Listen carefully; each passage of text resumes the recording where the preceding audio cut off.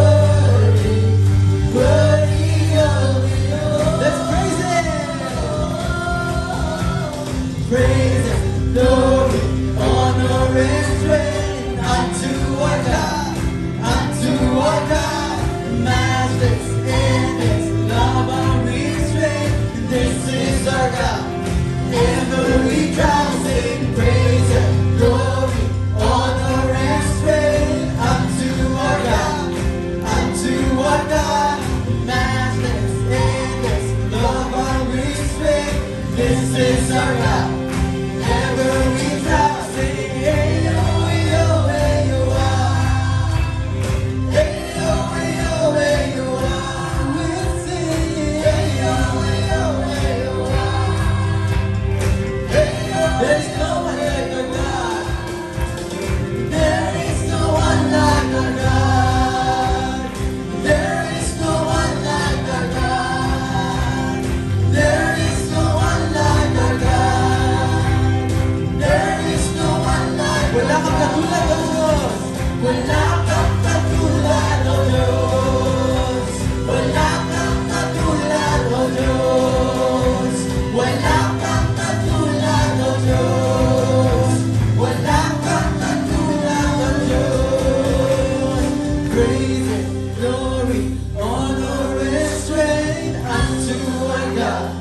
unto our God, your master's endless love unrestrained. This is our God, every time sing praise and glory, honor and strength unto our God, your master's endless love unrestrained. This is our God. One more time. Praise and glory, honor and strength unto our God, your master's endless love unrestrained. This is our God. Every time sing, hey yo, where you are. Hey yo, where you are. Hey yo, where you are. Hey yo, where you are.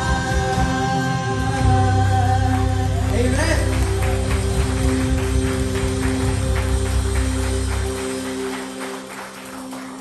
Alam niyo po ba kung gaano ka-amazing na yung Diyos who created the universe, the King of Kings, call us His friends. Sabi po sa John 15:15, I no longer call you servants, instead, I have called you my friends. It's so amazing po na yung Panginoon po natin, malaki po siya sa puso natin dahil sa love na binigay niya sa atin. So let's sing this song.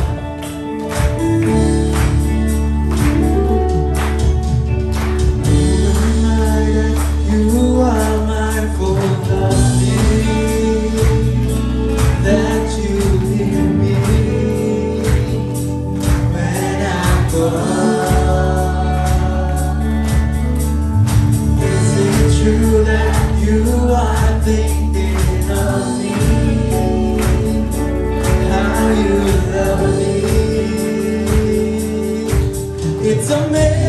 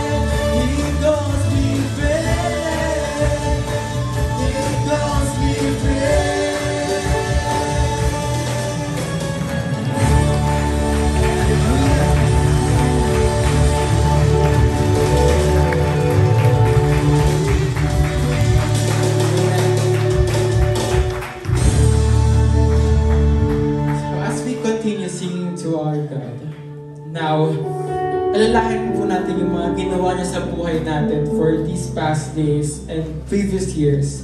Kung paano niya tayo minahal, binigyan ng pag-asa at biniligtas. Truly that no one compares to His goodness. Tama po ba? There is a scripture from Psalm 101:2. It says, "Shout for joy to the Lord, all the earth. Worship the Lord with gladness and come before Him with joyful songs." So let's feel His presence while singing this song.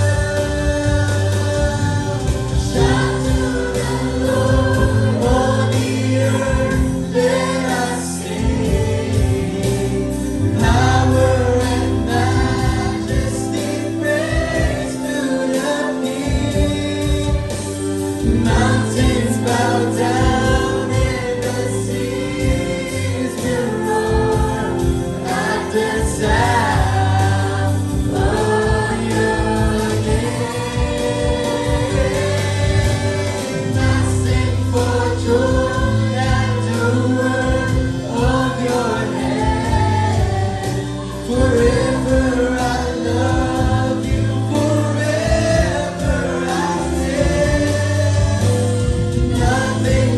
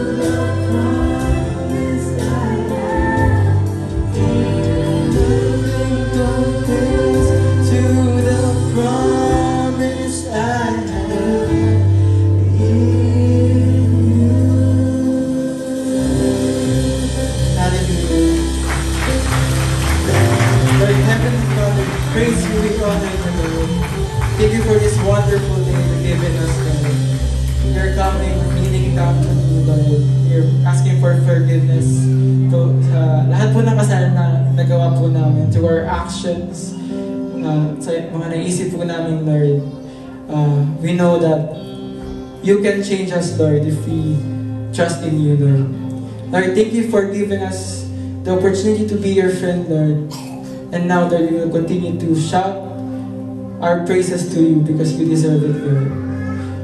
Lord, we pray, Lord, na kayo papatuloy na bigay ng wisdom sa baptism, Lord. And may this worship celebration, Lord, bring blessings to everyone, Lord. Lord, we entrust you all of this. In Jesus' name we pray. Amen. Po sa ating lahat. Tayo po ay dadak muna sa dalawang yugto ng ating gawain. At ihanda po natin ang ating mga sarili sa harapan ng Diyos upang alalahanin po natin ang dakilang pagmamahal sa bawat isa sa atin na naganap doon sa krus ng Kalbaryo.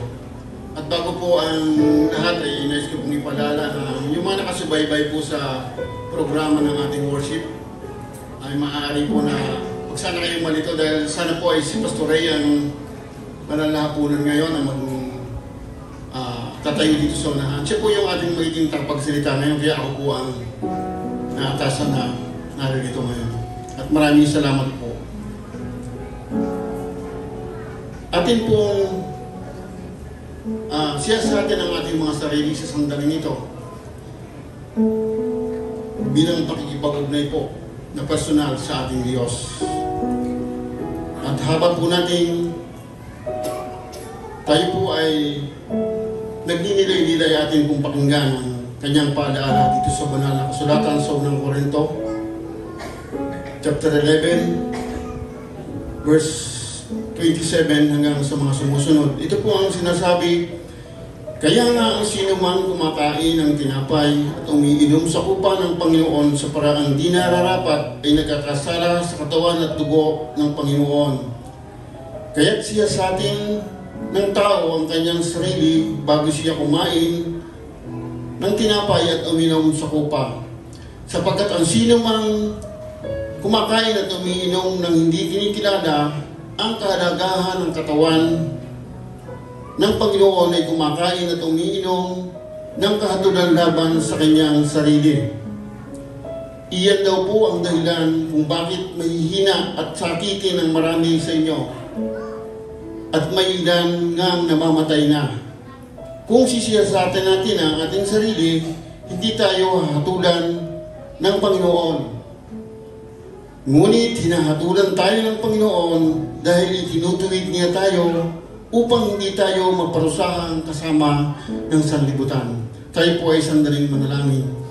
Ama naming Diyos, maraming salamat po muli sa pagbibigay niyo sa amin ng panibagong kasiglahan, higit sa lahat ay buhay at kalakasan na ngayon po Panginoon ay aming iniaalay sa inyo bilang kami ay sama-samang nagpupuri at sumasamba Panginoon sa oras na ito sa inyo. At nakikita niyo po Panginoon ang laman ng aming mga puso, nakikita niyo po Panginoon kung sino kami sa inyo po Panginoong harapan. Kaya Ama, sa sandaling ito po ay walang hanggan ang aming kagalakan at ito po ay makikita Panginoon sa mga mensahe ng mga awit na ang inyong pagmamahal sa amin Panginoon ay walang katulad.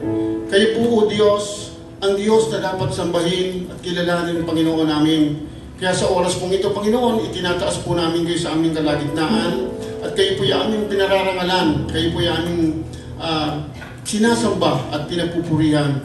Kaya Ama, sa oras pong ito, pagdapating ginawa Panginoon ang bawat isa sa amin at ito pong aming gagawing pag-alaala sa inyo. Salamat po Ama dahil sa pagmamahal niyo sa amin na pinatunayan niyo doon sa krus ng Kalbaryo na ibinigay niyo ang inyong bugtong na anak upang kami Panginoon ay mapatawad sa aming mga pagkakasala. Salamat din Panginoon sa dugo na naging buhay, naging panibagong buhay namin, buhay na walang hanggan Ama. Salamat po sa mga simbolong ito, nawa po inyong pakalinisin at pagpalain ito upang ito Panginoon ay maging kasiglahan ng aming buhay espiritual at ng aming pisikal na katawan ay maging kagalingan Panginoon ito. Salamat po Ama ng walang hanggan sa patuloy na pagkalinga at pag-aruga niyo sa bawat isa. Punong-puno Panginoon kami ng alalahanin. Punong-puno Panginoon kami ng mga problema. Pero Panginoon, sa pagkakataong ito, nakikita niyo po Panginoon ang bawat isa. Patawarin niyo po Panginoon kami at bigyan niyo po Panginoon kami ng mahabang pagpapasensya upang kami Panginoon ay makahingi sa inyo ng lakas at tulong Panginoon upang kami ay makapamuhay ng hindi nalalayo Panginoon sa inyo. Ama, salamat po at patuloy niyo kaming gabayan sa aming gawain ito hanggang ito po Panginoon ay matapos. Maraming salamat po Ama. Ito po ang aming samo at dalangin sa pangalan ni Jesus. Amen. Sapagkat ito ang katuruang tinanggap ko mula sa Panginoon at ibinibigay ko naman sa inyo. Noong gabing siya'y pagkanulo, ang Panginoong Isus ay dumampot ng tinapay, nagpasalamat at pinagpira-pira sa iyo at sinabi, ito ang aking katawan na inihahandog para sa inyo. Gawin niyo ito bilang pag-alaala sa akin. Sabay-sabay po natin kanin ang tinapay. Ito po yung simbolo ng kanyang katawan na bayubay doon sa krus upang sa atin pong ikaliligtas. Matapos magapunan, dumampot din siya ng kopa at sinabi, ang kupang ito, ang bagong tipan, na pinagtitibay ng aking dugo, tuwing iinumin niyo ito, gawin niyo bilang pag-alaala sa akin. Sabay-sabay po natin kanin, inumin ang tinapay, ang katas ng ubas. Yan po ang sumisimbolo sa dugo ng Panginoong Jesucristo na nabuhos doon sa krus upang tayo ay malinis. Sapagkat tuwing kakain kayo ng tinapay na ito at iinom sa kupang ito, ipinahayag ninyo ang kamatayan ng Panginoon hanggang sa kanyang muling pagparito. Pagpalain po ang kanyang mga salita. At salamat po muli sa inyo. Yan, so isang mapagpala at isang magandang umaga po sa lahat. Kumusta po ang ating isang linggo nagdaan? Kumusta po ang ating pakikibaka sa isang libutan? Naging matagumpay po ba? Amen. So ito po yung time para po tayo isang pa tayo magbalik po ng ating pasasalamat sa pamagitan po nating kaloob. At nais ko po ikwento muna sa inyo. Sino po nakakilala kay John Rockefeller? May nakakilala po ba sa kanya? Siguro narinig niyo na siya. No? So, kwento ko lang po yung kanyang buhay. Ano? So, kasi may magandang ginawa ang Diyos sa buhay niya na pwede po natin kapulutan ng isang magandang aral. Lalo higit po pagdating sa usapin ng kayamanan o material things dito po sa mundo. So, si John Rockefeller was the wealthiest American of all time and once among the richest man in the world. By the age of 25, he controlled one of the largest oil refineries in the US. By the age of 31, he had become the world's largest oil refiner. By the age 38, he commanded 90% of the oil refined in the US. By the age of 50, he was the richest man in the country. As a young man, every decision, attitude, and relationship was tailored to create his personal power and wealth. But at the age of 53, he became ill. His entire body became racked with pain and loss of all his hair. In complete agony, the billionaire who could buy anything he wanted but could only digest a soup and a cracker. An associate wrote, he could not sleep, would not smile, and nothing in life meant anything to him. His personal highly skilled physicians predicted that he would die within a year. As he approached in the death, he woke one morning with a bug of realization of not being able to take any of his wealth with him into the next world. The man who could control the business world would suddenly realize he was not control of his own life. He was left with no choice. So he called his attorney, accountants, and managers and announced that he wanted to channel his asset to hospitals, research, and charity work. John D. Rockefeller established his foundation. This new direction eventually led to the discovery of penicillin, cure for malaria, tuberculosis, and other diseases. But perhaps the most amazing part of Rockefeller's story is that the moment he began to give back the portion of all he had earned, his body chemistry was altered so significantly and that he got better. He looked as if he would die at 53, but he lived until 98 years old. Rockefeller discovered the power of gratitude and philanthropy, giving away the majority of his wealth. The act not only healed him, but also made him whole. The happiness he felt in sharing his blessing is the one thing that healed him. In his later years, he reflected in his diary, "God taught me that everything belongs to Him, and I am merely a channel to fulfill His wishes. My life has been a long, happy journey, full of work and play. Let go of worry, and God was good to me every day." Manalangin. Yes, Lord, Panginoon Diyos, ang banal, tunay nga, Panginoon, napakabuti mo sa bawat po sa amin. Salamat po ng marami sa buhay, sa kalakasan, sa bawat blessings na binibigay mo. Lalang higit, Panginoon, sa buhay na ito na pinahira mo sa amin. Dalangin po namin na magamit nawa ang mga buhay namin para sa iyong kalwalhatian. Bigyan niyo po kami ng karunungan, lalang higit sa pagmamanage ng mga resources na binibigay niyo po sa amin in every works, yung po mga negosyo.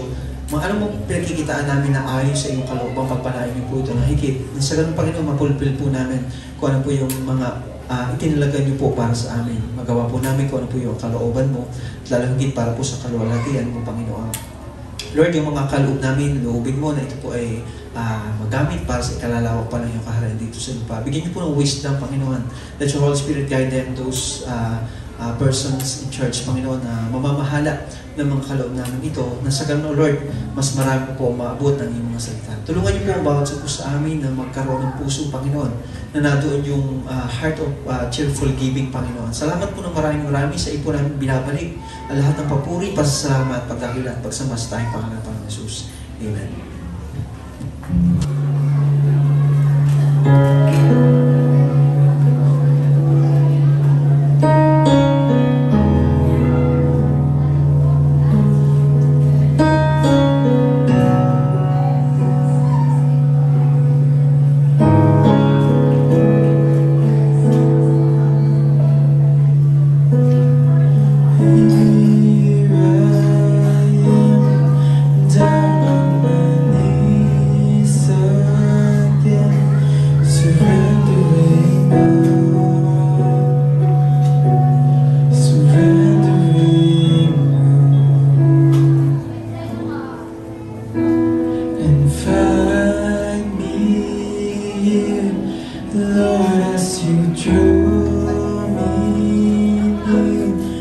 Desperate for you, desperate for you. I surrender.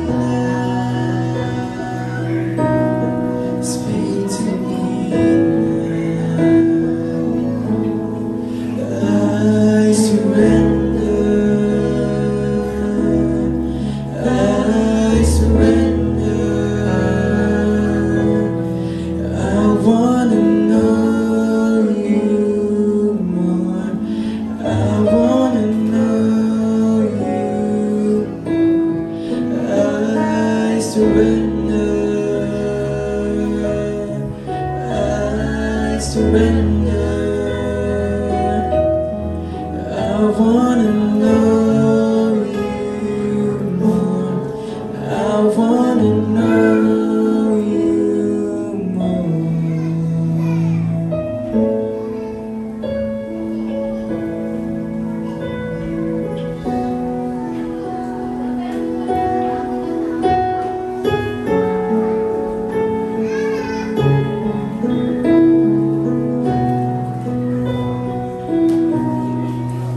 Like a rushing wind, Jesus breathe within. Lord have your way, Lord have your way in me. Like a mighty storm, stir within my soul. Lord have your way, Lord have your way in me. Like a rushing wind, Jesus breathe within. Lord have your way, Lord have your way in me. Like a mighty storm, stir within my soul.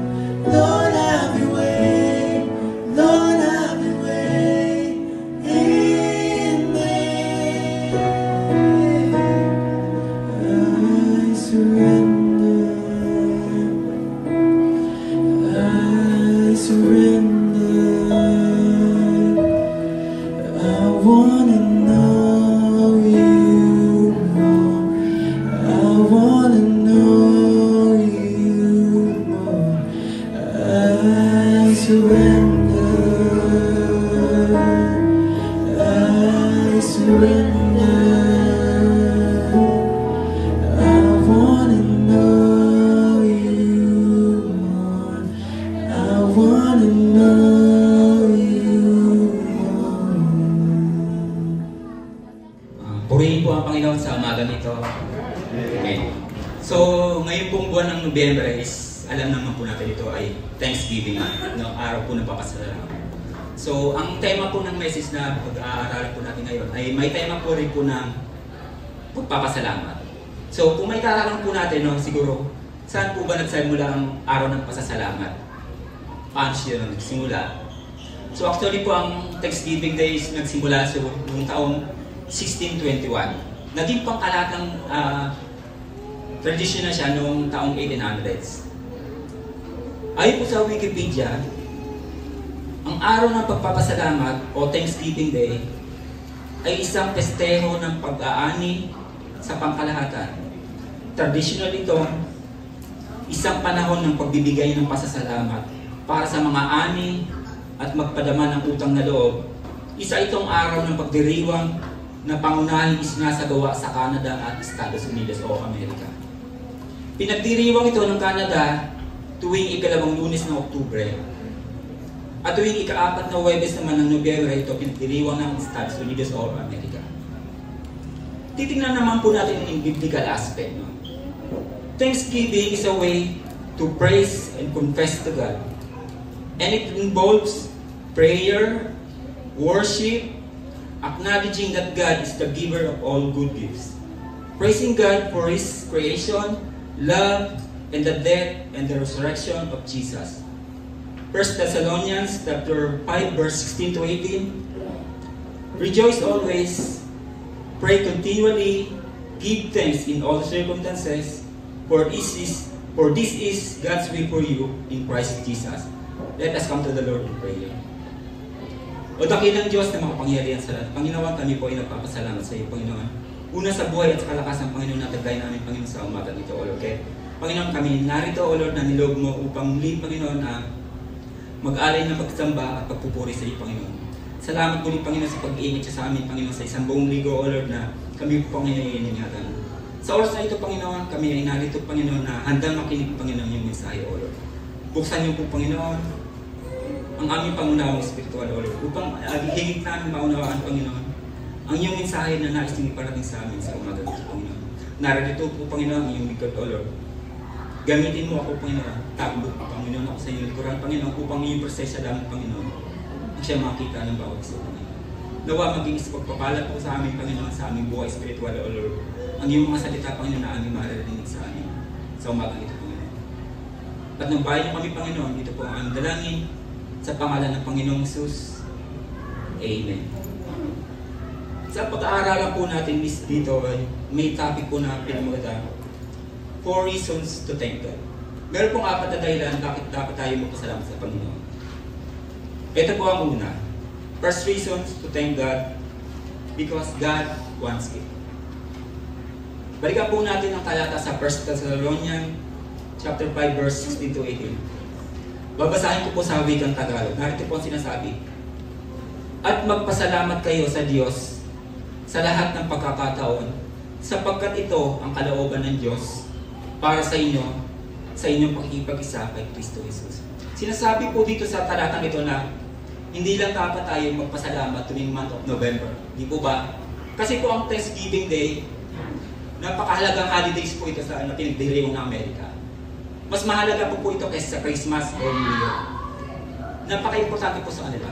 Pero tayo bilang isang Kristiyano, dapat po ba nagpapasalamat din tayo tuwing November lang? Sabi po dito, sa lahat po ng pagkakataon, araw-araw, dapat every Sunday, nagpapasalamat tayo sa Panginoon. Pagkat yun ang nais niya. Nais ng Diyos na tayo lagi magpasalamat sa lahat ng pangyayari sa ating buhay. Example na lang po.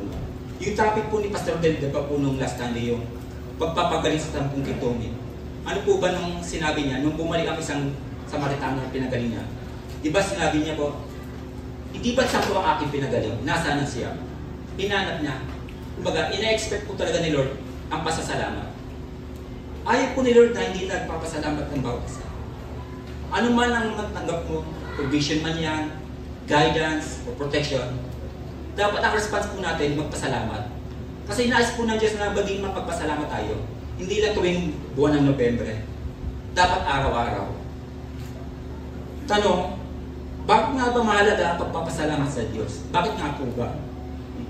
Ang Biblia po kasi ay puno ng utos na magpasalamat sa Diyos.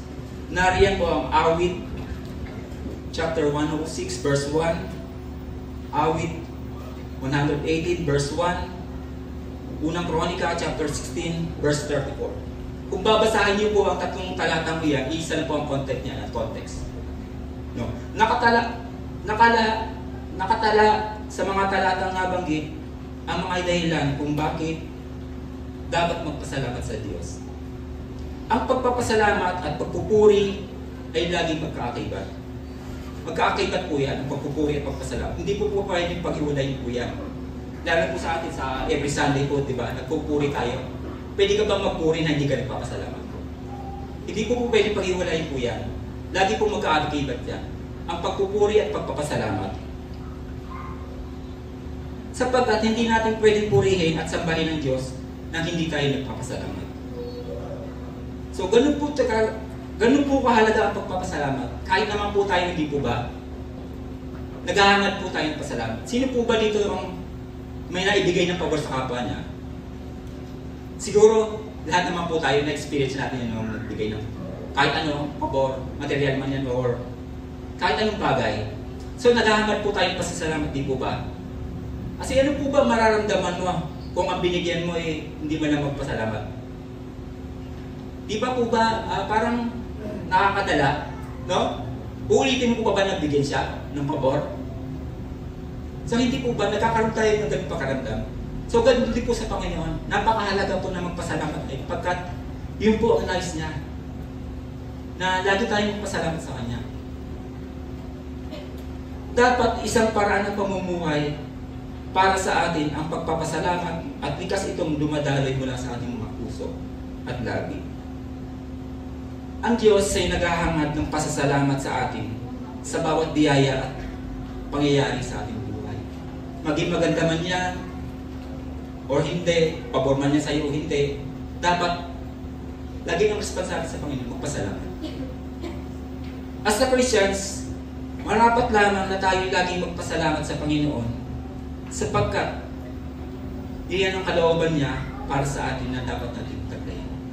Dapat po tayo, taglayin natin sa ating puso na laging mapagpasalamat sa Panginoon. Hindi po nais ng Diyos na hindi tayo magpasalamat sa Kanya. Kasi ayaw ng Diyos na puro tayo reklamo.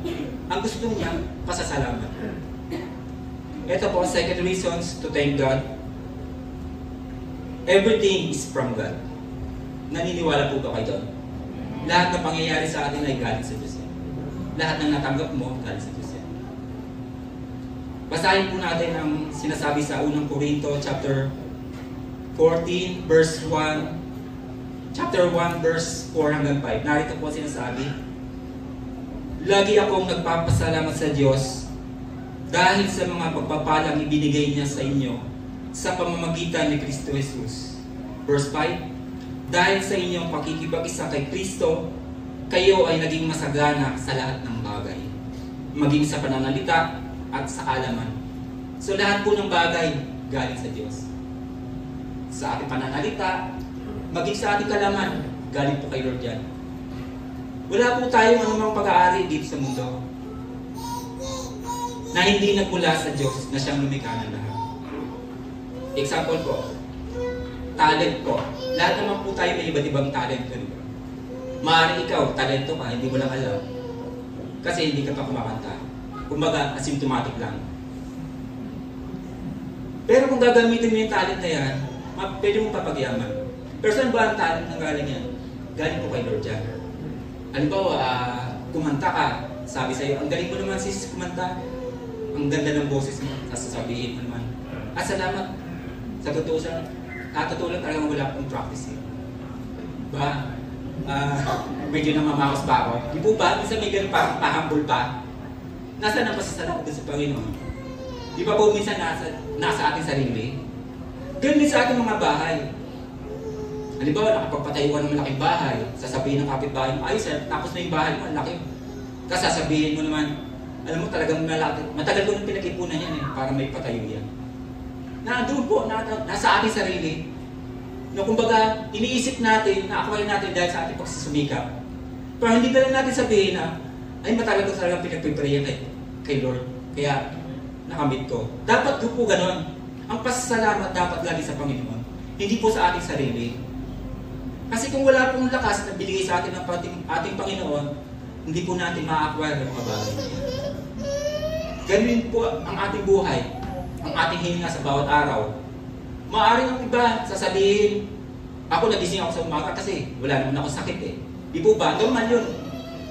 Kaya kumbaga normal sa isang tao na gigising pa siya sa umaga kasi wala naman siya sakit eh. Malakas siya, malusog, at saka kumbaga ang lifestyle niya, normal.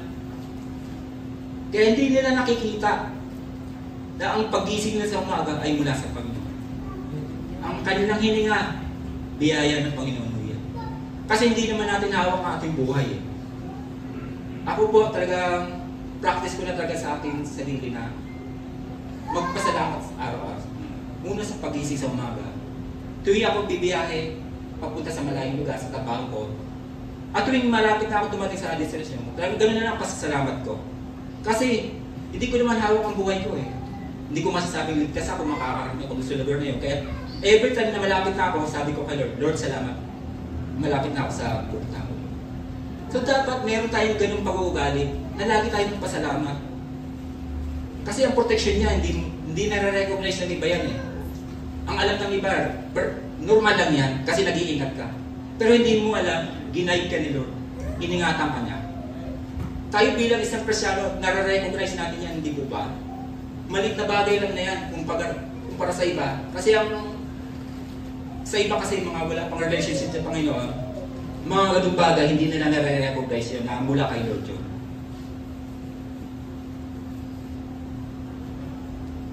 Sabi rin po dito sa unang Korinto chapter 10 verse 26. Basahin po natin. Sapagkat sinasabi ng kasulatan, ang buong daigdig at lahat ng naroon, ang Panginoon ang may-ari niya. Isa pa pong halimbawa, di po ba noong last Sunday, binalita na darating po sa atin ang super typhoon na pipito. Pero sa kabutihan ng Panginoon, sinalanta po ba tayo? Di po ba hindi? Talagang hindi po tayo sinalanta ng bagyong pipito. Kasi sabi nila, super typhoon po talaga ito. Maraming nga nag-post din ng mga red clouds sa FB. Dahil sa takot nila Kasi ganun po ang nangyari nung bagyong Yolanda. Nagkaroon din mga sign na red cloud. Pero sa kabutihan ng Panginoon, hindi po siya dumapo sa atin. Kanino po kayo nagpasalamat? Kay Lord. Akala ko kay Sierra Madre. Kasi po nung time na yun, marami nag-post sa FB. Ganun na lang pasasalamat nila kay Sierra Madre. Yung sa bundok ng Sierra Madre. Di po ba? Kasi nga, sabi niya, nalusaw ang bagay dahil sa bundok ng Sierra Madre. Pero hindi nila alam sino ba ang lumikha sa bundok na yun. Di po ba ang Lord? Sino ba ang naglagay sa bundok na yun sa lugar na yun? Di po ba si Lord? So yung mga ganung bagay, hindi po nare-recognize ng iba. Pero tayo bilang isang Christian, kay Sierra Madre ka magpapasalamat? Nakakaya naman kay Lord yun. Dapat kay Lord ang ating pasasalamat. Hindi ko kanikaninong bundok, sa Mount Apo, Mount Banahaw, Sierra Madre. Dapat ang pasalamat po, dapat kay Lord lang. Kasi ang lahat ng bagay po na yan, galing kay Lord yan. Anumang bagay na meron ka ngayon, at kung anuman ang narating mo sa buhay, ay marapat lamang na sa Diyos natin ipagpasalamat. Sapagkat ang lahat ng ito ay sa Kanya nagmula. Kahit sa ating mga offering ay wala tayong naibibigay na hindi nagmula sa Panginoon. Siya'y karapat-dapat na ating papuri at pasasalamat. Kahit po sa ating pagbibigay ng offering sabihin natin kinita mo yan sa trabaho mo. Kasi pag ikaw nagtatrabaho natural, may income ka. Kaya nagbibigay ka kay Lord. Pero ang mga bagay po na yan, binabalik lang natin sa Kanya. Kanya po talaga yan. Pinagkatiwala lang na sa atin. Pangatlo, 3 reasons. Third reasons to thank God. A lack of thanksgiving keeps us moving forward. Basahin po natin ang Exodus chapter 16 verse 12. Wala. Pwede po paki-flash sa screen. Babasahin ko po sa Tagalog. Po, I have heard the Israelites' complaints.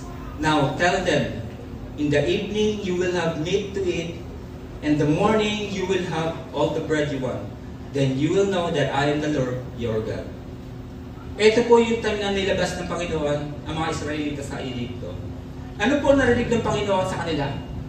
Reklamo po, hindi po pasasalamat. Ibis na magpasalamat sila dahil nilabas na sila sa Egypto para makarating sa promised land na ipinangako ng Diyos na kanilang pupuntahan para doon manirahan ng malaya. Ibis na magpasalamat ang mga Israelita, nagreklamo po sila. Puro reklamo po ang ginawa nila. Hindi po sila nagpasalamat sa Panginoon na nakalaya na sila sa Egypto. Nang ilabas ng Diyos sa kanyang bayan mula sa pagkaalipin sa Egypto, nagpatuloy sila sa pagreklamo. Kaya hindi sila makausad patungo sa promised land na nag-aantay sa kanila. At nagresulta sa paikot-ikot nilang paglalakbay sa ilang. Gano'n po ba, ilang taon po ba ang nilakbay nila bago nila narating ang promised land? Ilan? 40 years po. Ganun po katagal. Ganun katagal na delay sila. Bakit? Hindi sila makarating-rating sa promised land dahil sa kanilang pagrereklamo. Wala silang pasasalamat na narinig ng Panginoon mula sa kanila. Puro reklamo. Lahat na lang ng favor, binigay ni Lord. Kung babasahin niyo po ang Book of Exodus, ang kanilang paglalakbay, makikita niyo doon ang mga complaint nila. Nasa tuwing sila kahit na ang favor ni Lord binibigay sa kanila, hindi pa rin nila na-appreciate.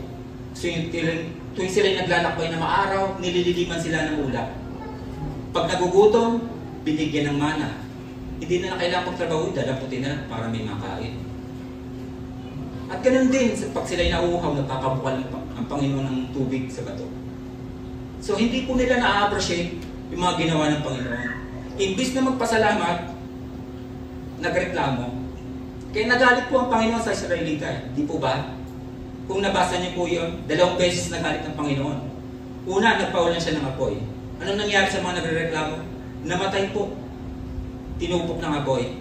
Pangalawa, nagpadala siya ng ahas na ang lahat ng nagrereklamo, tinuklaw ng ahas at kamatay. Ikaw, magrereklamo ka pa ba? Buti na lang, sa panahon natin ngayon, hindi na nagpapawalan ng apoy si Lord pag nagrereklamo tayo, di po ba? Halimbawa, ito karaniwan sa mga kabataan, lalo pagka mapilit sa pagkain, may ulam na maghahanap pa ng iba, di po ba? Buti na lang mabait na rin si Lord, no? Halimbawa, ikaw nagrereklamo ka sa ulam, pinagalit si Lord, pag subo mo ng kanin, biglang uminit na parang apoy. Lusawan ng bibig mo. Kawawa naman. Makakapagreklamo ka pa ba? Diba, hindi na? Pero mabait pa rin si Lord, no? Hindi na pinauulan ng apoy. Tsaka hindi na rin siya nagpapadala ng ahas. Reflection po ito sa ahas. Minsan, may mga pagkakataon na parang hirap tayo magpasalamat sa Diyos. Hindi po ba? Puro tayo reklamo. Minsan, ginawa niyo po ba yan? Sino po ba dito yung mga nanay na pagka nakita ang kanilang kusina na marumi nagagalit, nagreklamo? Lahat po ba ni nanay gano'n? May mga ganung bagay po, no? Nagre-reklamo tayo dahil marumi ang kusina. Pero hindi mo nakita bakit naging marumi yan. Kasi nagluto ka. Di ba? Nagluto ka kasi may binili ka na pangluluto. Kaya kung may binili, kasi may pera ka pambili. So, provision po ni Lord yun. Hindi ka magpasalamat, nagre-reklamo kasi dumi ng kusina mo. Nakakaya naman kay Lord yun. Ang mahirap po kasi niyan, nagkalat na nga sa kusina dahil kakahalungkat mo na wala kang mailuto, doon, pwede yun. Matatanggap natin, magreklamo ka. Diba? Kaya nakalungkot, wala kang makita. Hanggang sa nagkalat ka na. Normal yun. Pero kung ikaw nagreklamo ka marumi ang kusina, pero marami ka namang niluto, nakakaya naman kay Lord yun. Kapatid, huwag ganon. Mahirap yun. Tingnan po natin yung mga provision ni Lord, no? Kasi minsan hindi natin nakikita Balita, bakit puro tayo reklamo Gaya ng mga Israelita nililiman na nga sila ng ulap nagre-reklamo pa rin. Binibigyan na sila ng tinapay araw-araw, dadamputin na lang nila, nagre-reklamo pa rin. Pag nauuhaw, dadali ang maraming tubig. So, kaya po nagtagal ang mga Israelita. Inabot po sila ng 40 years bago nakarating sa Promised Land.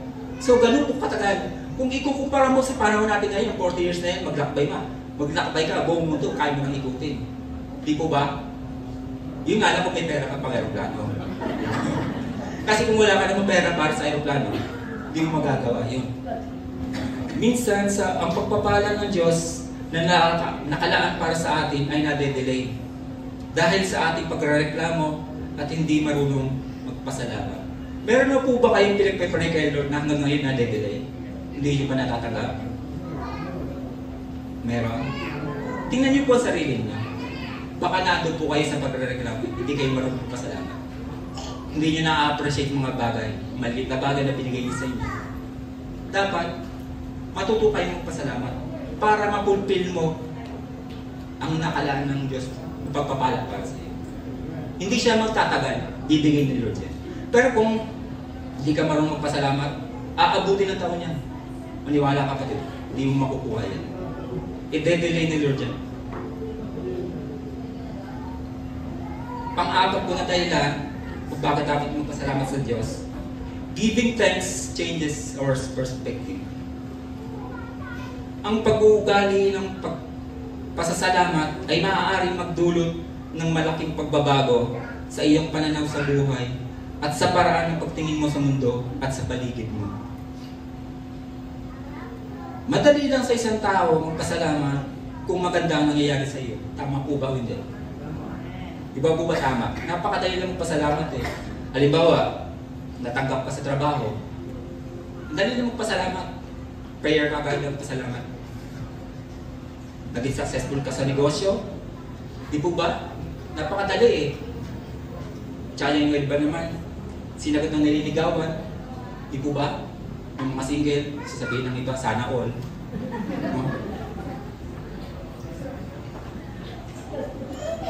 Ito po tanong, no? Paano kung kabaligtaran nangyayari? Magpapasalamat ka pa ba sa Panginoon? Tanong mo sa sarili mo. Pero di po ba napakahirap? Kung kabaliktaran nyo na wala ka ng trabaho, magpapasalamat ka pa ba? Parang ang hirap naman. Ay, thank you Lord na wala na akong trabaho, tatambay na lang ako. Diba? Ang hirap. Nalugi ka sa negosyo. Ang hirap yun. Nabastig ka na nililigawan mo. Lahat naman po na nangyayari sa atin ay itong purpose ni Lord.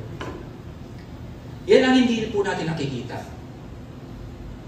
Ibig sabihin, pag may nagsarang pinto, may magbubukas ng panibagong pinto. Ganun po yan. Kasi minsan ang rejection ni Lord, ibig sabihin yan, redirection. At saka rejection means protection. Minsan hindi inaalaw ni Lord na maging kayo kasi pinoprotektahan ka niya sa maling tao. Di po ba? Inaalis ka niya sa trabaho yan dahil ayaw niya maaaring mapalayasan. Ganun din sa negosyo. Maaaring maging dahilan yan ng paglayo sa Panginoon. Kaya minsan nare-reject ka kasi re-redirect ka sa panibago. Yun ang plano ni Lord. Parang po sa yan sa ating bahay. Ilan po ba ang pintuan natin sa ating bahay? 1? 3? O, di po ba mayroong main door? Back door, papunta sa swimming pool. Sana all meron. Tapos, mayroong pintuan, papunta sa CR. Di po ba? May pinto, papunta sa kwarto. So, napakaraming pinto. Ganun din, matokador mo, may pintuan. Ang rep, may pintuan. So, maraming pinto. Hindi po kayo nagsara ng isang pinto, wala na. Kasi minsan nangyayari dahil sa ating inggit eh, di po ba? Kaya hindi natin makikita yung opportunity. Kaya hindi tayo magpapasalamat eh. Kasi hindi po natin nakikita ang purpose ni Lord. Bakit nangyayari sa atin ito? Ito po, nabasa niyo po ba ang kwento ni Elisha and Gehazi? Sa 2 Kings, chapter 6, verse 15 to 17.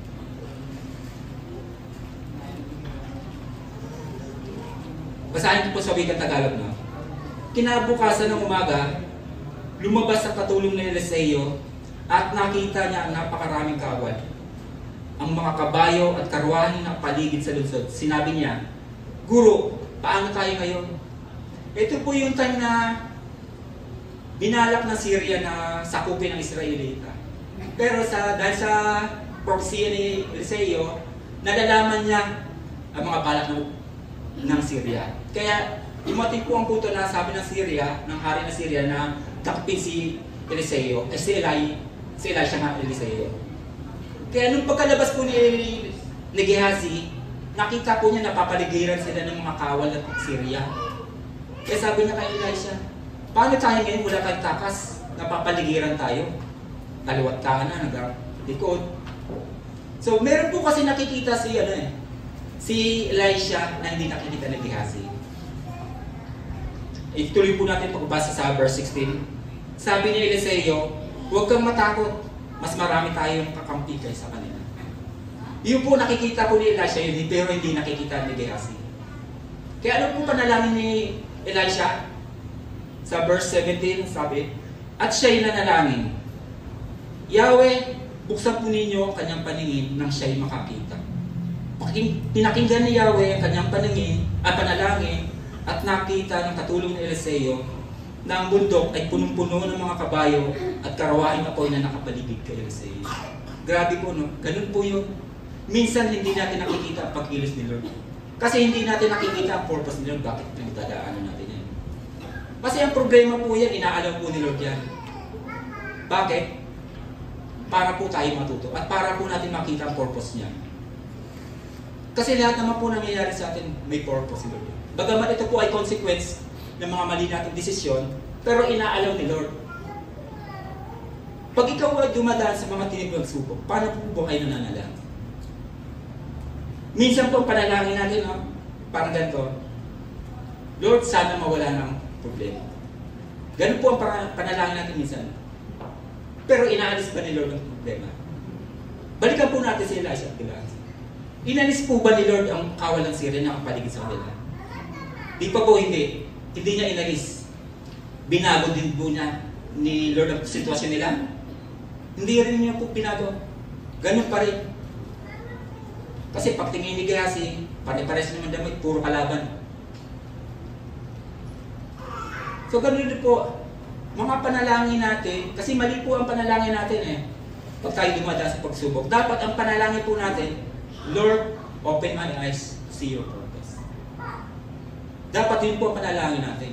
Nabuksan niya ang paningin natin para makita natin ang purpose niya. Bakit natin pinagdaraanan? Kasi ito po, may share ko lang po. Dinanas ko rin po yan. Ito po, ditong month lang na ito, nagkaroon ako ng maling desisyon. Kumbaga, sinunod ko yung sarili ko. Nagplano ako sa sarili ko, hindi ko kinonsider yung mga sign na binigay nila. Tinuloy ko pa rin, pinilit ko. Kasi nagtiwala naman ako, akala ko magiging maayos, magiging smooth at track siya. Pero may mga sign na binigay niya siya, dapat hindi ko tinuloy. Pero kasi tayo naman may permissible na binigay ni Lord. Pwede tayo mamili, pwede mong siya ituloy, o pwede mong hindi. So, ilalaw ni Lord, nangyari sa akin. Talagang na-stress po ako noon. Kasi nagtiwala ako sa tao yun. May usapan kami, pero hindi niya natupad yung araw.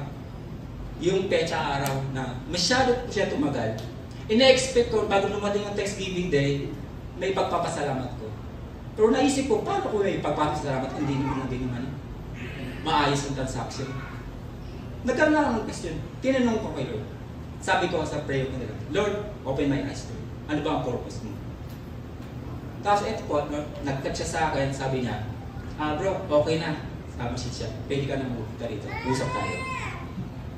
So ngayon, namaga ako, nagpunta ako. Nakausap kami. Kasi ano po siya eh, pastor po siya ng born again. Kaya ganun na po pagtiwala ko sa kanya. Nagtiwala ako sa kanya na okay, magiging maayos ang transaction, wala magiging problema. So yun, nagkausap po kami. Dumating po ako doon sa church nila. Dalawa po sila pastor. Tinanong niya sa akin, saan church ka ba, Brad, na church? Sabi ko po, sa Churches of Christ po. Hindi po kasi sila pamilya, pero alam nila marami. So tinanong po niya ako, ano ang doktrina niya sa pagsamba? So sinabi ko, sinalaysay ko, sa amin po kasi ang practice namin sa worship, biblical. Lalo na sa amin pong Lord's Supper, weekly po namin talaga ginagawa yan. So pinaliwanag ko, gano'n, tapos sa amin wala pong speaking of the tongue. Kasi hindi naman na yan namin inaalaw yan. Inayagan lang yan ng mga panahon ng apostol. So gano'n po, pati pastor sinabi ko, wala. So marami siyang paliwanag sa akin. Kasi alam naman po natin ng born again Christian, gano'n ang practice nila. Ang Lord's Supper nila, once a month. Tapos meron sila pastora. So gano'n po, nagkaroon ng pero nakikinig lang ako sa paliwanag niya. Hindi ko naman siya sinasansala. Kung baga narinig lang ako, nakikinig lang. Sinabi ko kasi, sa amin po kasi, pag i-analyze mo ang verse, ang scripture, dapat alamin mo kung ito ba ay descriptive o prescriptive. Halimbawa po, prescriptive. Descriptive. Sabi, umawit sila ng awiting sa amin. Ano po ba yun? Prescriptive or descriptive? Di po descriptive yun. Kumbaga, ipinapaliwanag lang kung ano ginagawa nila. Ang prescriptive naman, sabi ko, ito, yun, sa tuwing kayo magkakatipon, di po ba? Sabi doon, gawin ninyo ito bilang pag-alaala sa akin. Sabi doon, gawin ninyo, ibig sabihin ninyo uutos. Yun ang prescriptive. Kaya po, ganun ang ginagawa namin, sabi ko. Kaya weekly po ang practice sa Lord's Supper. Kasi hindi naman natin na kailangan sansalain ang sinasabi nila. Hindi ko naman kailangan makipag-dialogo kasi hindi naman natin ugali yung makipag-dialogo. Kasi ano ba ang slogan ng Churches of Christ? Where the Scripture speak, we speak. Where the Scripture is silent, we silent. Kasi hindi naman sinabi ng Scripture na makipag-dialogo ka. So sinabi ko lang ang sinasabi nila ito. So yun po ang nagkaroon ng pag-uusap namin. No? So doon ko naliwanagan, pagka-uwi ko, yun ba ang purpose mo? Kaya ako hinarap yung dati. So doon ako nagpasalamat. So nagkaroon ng opportunity, nasa kanila na lang kung anong response nila. Pag-uusap namin nila. So kasi minsan may mga pangyayari sa ating buhay na hindi natin naaalam. Na ginagamit din ni Lord yan para sa opportunity, para sa ikalalago. Na kanyang kahari.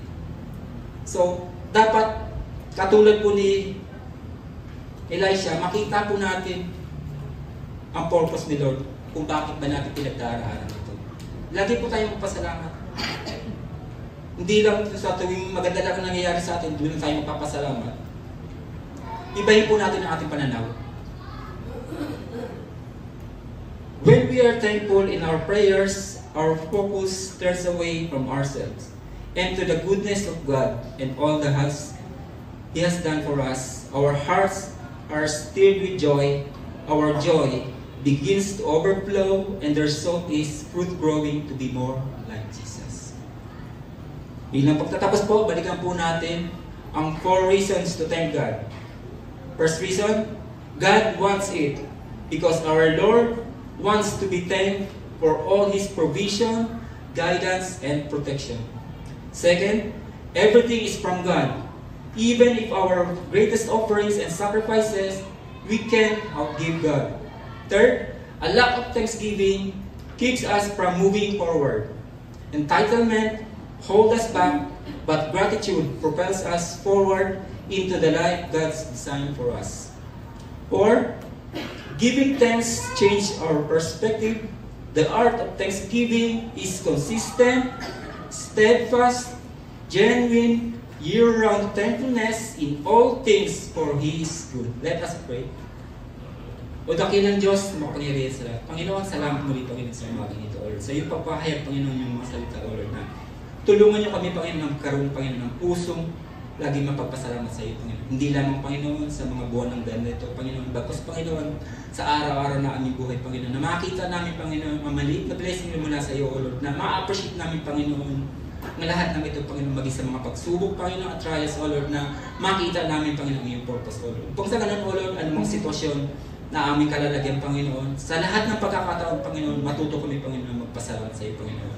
At tulungan niyo kami, Panginoon, ang iyong mga salita, Panginoon, ay aming maisakatuparan sa aming buhay, Panginoon. Ito po ang aming dalangin sa pangalan ng Panginoong Hesus. Amen.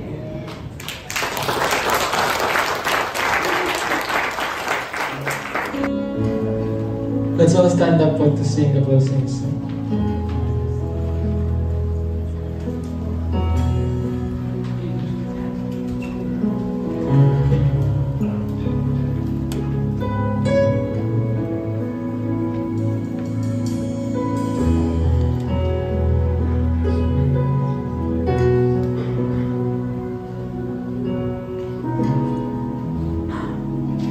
You are here, moving in our midst. I worship you, I worship you. You are here, working in this place. I worship you, I worship you. You are here.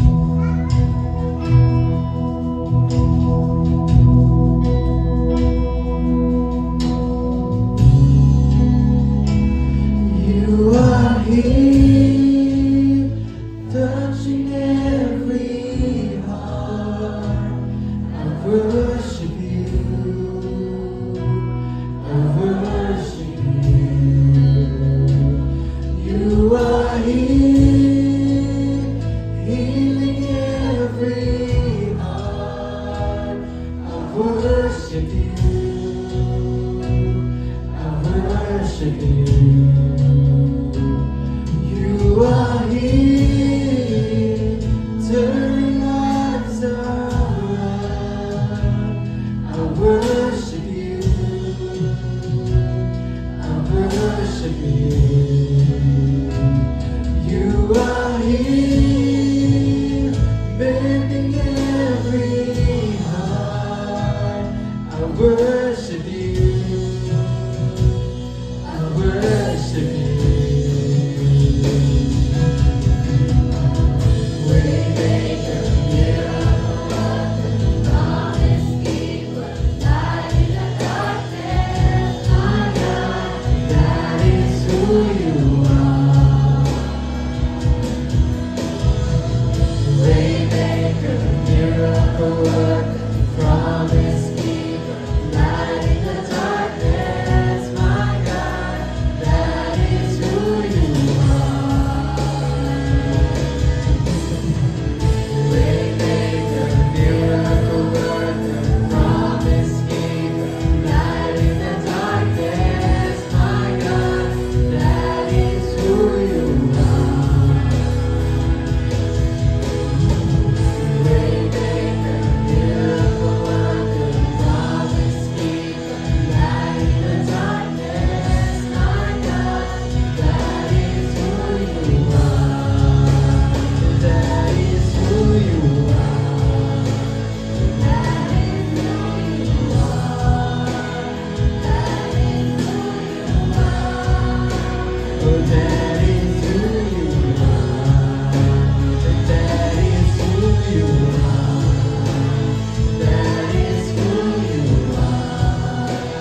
That is who you are.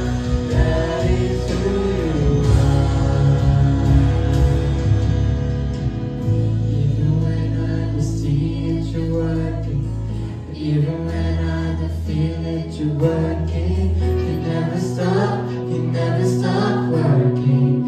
You never stop working. Even when I don't see it, you're working.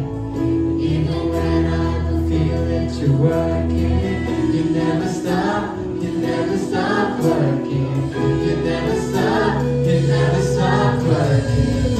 Even when I don't see it, you're working. Even when I don't feel it, you're working. You never stop working. You never stop working. Even when I don't feel it, you're working. Even when I don't feel it, you're working. You never stop working. You never stop working. Waymaker, miracle worker, promise keeper, light in the darkness, my God, that is who you are.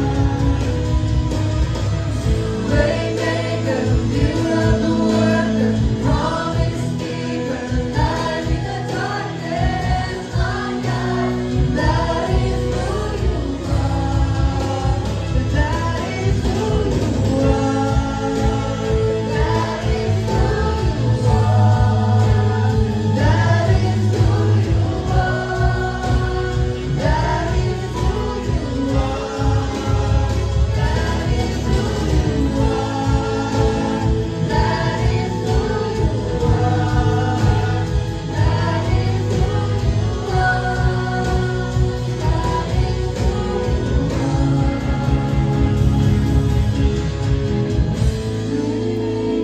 Miracle worker, promise keeper, light in the darkness, my God, that is who you are. Waymaker, miracle worker, promise keeper, light in the darkness, my God, that is who you are.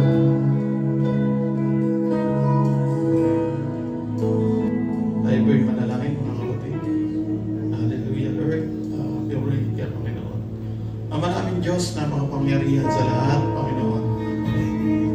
Muli po kami nagpapasalamat ngayong umaga, Panginoon, sa matatapos namin gawain, Panginoon. Nawa, Lord, nabigyan ka namin ng kapurihan, naibigay namin ang the best naming pagsamba sa inyo, Panginoon. Nawa, Lord, napasaya ka namin, Panginoon. Panginoon, maraming salamat sa mga salita mo na aming narinig ngayong umaga, Panginoon. Na lagi kami magpasalamat, Panginoon, anuman ang sitwasyon ng aming buhay, Panginoon, anuman ang aming pinagdadaanan. Ito po, Panginoon, ay may tinuturo kayo sa bawat isa sa aming, Panginoon, kung bakit nangyayari ang mga bagay na ito, Panginoon, para sa amin. Dahil may magandang plano ka para sa amin, Panginoon, at yun ang dapat naming makita ng bawat isa, Panginoon. Lord, humingi po kami ng patuloy na kalakasan, Panginoon, sa aming pakikibaka, Panginoon, sa mundong ito, Panginoon. Nawa, Lord, masumpungan niyo kami sa inyong pagbabalik na kami ay matibay ang pananampalataya na nananatiling matibay sa aming pinangangawakang pananampalataya, Panginoon. Bigyan niyo kami, Panginoon, ng karunungan, ng puso na patuloy na hanapin ka namin sa aming buhay, Panginoon. Lord, pinagpapasalamat din po namin, Panginoon, ang isang kaluluwa, Panginoon, na tatanggap sa iyo ngayon, Panginoon. Alam po namin na laksalaksang anghel ang nagpupuri dahil sa mga kaluluwa, Panginoon, na mapupunta niyan sa inyong kaharian, Panginoon. Maraming salamat po, Panginoon. At sa pansamantala po namin pag-hiwalay, Panginoon, pag-uwi sa aming mga tahanan, kayo po ang mag-iingat sa bawat isa sa amin, Panginoon. Maraming salamat po. Ito po ang aming samang dalangin sa pangalan ng Panginoong Hesus. Amen.